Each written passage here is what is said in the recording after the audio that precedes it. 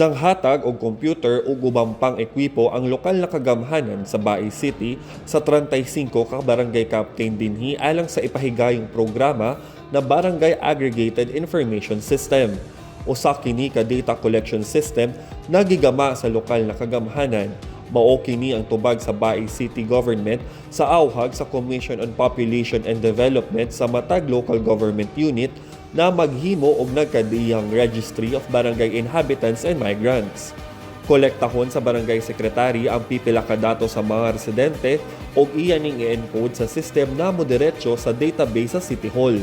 Matod ni City Mayor Luigi Goni, gitinguha sa LGU na makabot ang data-driven approach sa pagplano sa mga programa sa syudad ug sa paghalad og serbisyo sa katawhan. Ganang mo atang support sa certain sector like single moms, mga sector kana if masulod na tanan nga data, mas kapindot ra nimo kabalo naka-asa sa bulungon or dili na ka maglisod og kuha sa information og asa kinsay mga intended nga mga recipients. Gibutyag sab ni CPD Executive Director Undersecretary Lisa Bersales na ang Bais City ang hilabing unang LGU na nanghatag og kompyuter sa mga barangay alang sa pagpatuman og RBIM.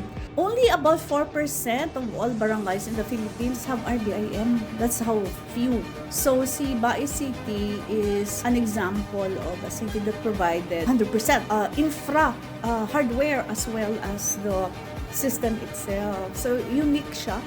Gikan dinhi sa Bais City, Negros Oriental, kini si Roy Lamotan sa PIA alang sa MBCD.